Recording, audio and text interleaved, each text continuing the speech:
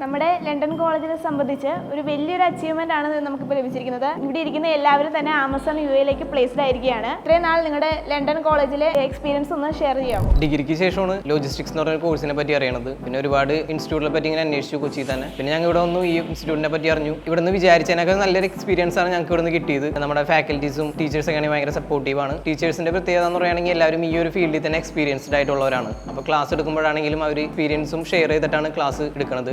നല്ല രസമായിരുന്നു. പിന്നെ സിലബസിന് പുറമെ ഇവർ ഇന്റർവ്യൂ സ്കിൽസും പേഴ്സണൽ ഡെവലപ്മെന്റ് സ്കിൽസും ലാംഗ്വേജ് ഇമ്പ്രൂവ് ചെയ്യാനാണെങ്കിലും ഒക്കെ ഹെൽപ്പ് ചെയ്യുന്നുണ്ട്. പിന്നെ ഇവർ JDs ആണെങ്കിലും സെമിനാർ, പ്രസന്റേഷൻ, പിന്നെ മോക്ക് ഇന്റർവ്യൂ ഇതെല്ലാം പ്രൊവൈഡ് ചെയ്യുന്നുണ്ട്. ഇതിലൂടെയൊക്കെ നമുക്ക് നല്ലൊരു ഇമ്പ്രൂവ്മെന്റ് എനിക്ക് കിട്ടിയിട്ടുണ്ട്. ആൻഡ് ഭയങ്കര താങ്ക്ഫുൾ. ലാസ്റ്റ് ആണ് ഇപ്പോൾ ദുബായ് ആമസോണിലേക്ക് പ്ലേസ്ഡ് ആയി. പിന്നെ ഇപ്പോൾ ഭയങ്കര ഹാപ്പിയാണ് ഇവിടെ ഇരിക്കണേൽ. കാരണം ഞങ്ങൾ ഇരിക്കുന്ന എല്ലാവരും ദുബായ് ആമസോണിലേക്ക് പ്ലേസ്ഡ് ആയവരാണ്. And thank you London college ഇങ്ങനെ ഒരു ഓപ്പർച്യൂണിറ്റി തന്നതിൽ. ആമസോണിലെ ഓപ്പർച്യൂണിറ്റി വന്നപ്പോൾ തിരഞ്ഞെടുക്കാനുള്ള റീസൺ എന്തായിരുന്നു? ആമസോണിൻ്റെ ഓപ്പർച്യൂണിറ്റി എന്ന് പറയുമ്പം അത് മെയിൻലി ദുബായിലായിരുന്നു ഞങ്ങൾക്ക് ഓപ്പർച്യൂണിറ്റി വന്നത്. ബിക്കോസ് ദുബായ് എന്ന് പറയുമ്പോൾ തന്നെ വെൽ ഡെവലപ്ഡ് ആയിട്ടുള്ള ഒരു കൺട്രിയാണ്. അഡ്വാൻസ്ഡ് ടെക്നോളജീസ് ആയിരിക്കും. സോ ഞങ്ങൾക്കായാലും അവിടെ പോയി കഴിഞ്ഞാൽ നമ്മുടെ ലാംഗ്വേജസ് ഇമ്പ്രൂവ് ചെയ്യാനും അതേപോലെ പുതിയ പുതിയ കാര്യങ്ങൾ പഠിക്കാനൊക്കെ ഈസി ആയിട്ട് പോകും. സോ അതെല്ലാം വെച്ചുകൊണ്ടാണ് ഞങ്ങളെല്ലാവരും ആമസോൺ ചൂസ് ചെയ്തതും അതിനുവേണ്ടി അത്